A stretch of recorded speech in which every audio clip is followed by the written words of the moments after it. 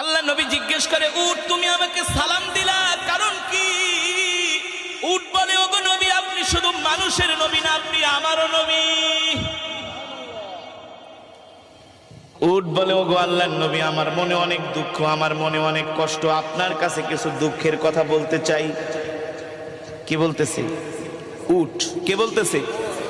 উট বলতেছে, ওগো নবী, আমার মনে অনেক দুঃখ, আমার মনে অনেক কষ্ট, আমি একটু আমার মনের দুঃখগুলো আপনাকে বলতে চাই।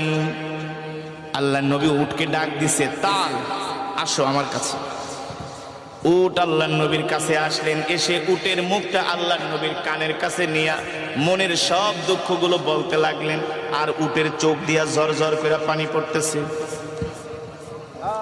উট বলে, ওগো আল্লাহর নবী, দেখেন আমার বয়স হয়ে গেছে, আমি আগের মতো বোঝা বাইতে পারি না, আগের মতো আমি বোঝা বহন করতে পারি না, এই কারণে আমার মালিক আমাকে ঠিক মতো খাওয়া দাওয়া দেয় না, আমাকে খাবারে কষ্ট দেয়। শুধু এটাই না, আমার মালিক আমাকে জবাই করার জন্য দেখেন একটা ছুরি নিয়ে আসছে, একটু পরে আমার মালিক আমাকে জবাই করে দিবে।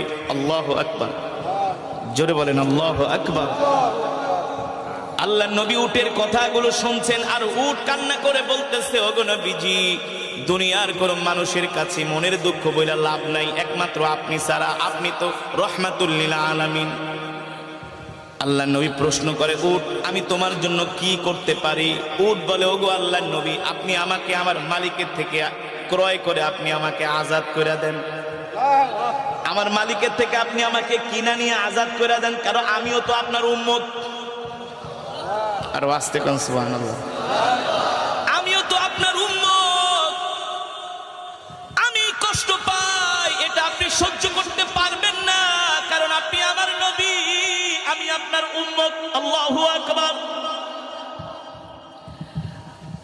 আল্লাহর নবী উটের কথাগুলো শুনে ডাক দিছে, ইয়া সাহেবাল মালিক, এ উটের মালিক কি, এদিকে আসো, এ উটের মালিক কে, এদিকে আসো। আল্লাহ নবী ডাক দিলেন, এ তুমি এই উটকে কষ্ট দাও কারণ কি?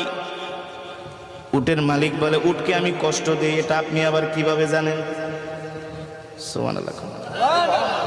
তুমি উটকে ঠিকমতো খাবার দাবার দাও না, তুমি উটকে কষ্ট দাও, তাকে তুমি জবাই করে তোমার আত্মীয় স্বজনকে খাওয়াই দিবা। উটের মালিক বলে, আমি যে উটকে জবাই করব, উটকে খাবার দেই না, এই কথা আপনাকে কে বলছে? সুবহানাল্লাহ। রহমাতুল লিল আলামিন বলে, তুমিও বলো নাই, দুনিয়ার কোনো মানুষও বলে নাই।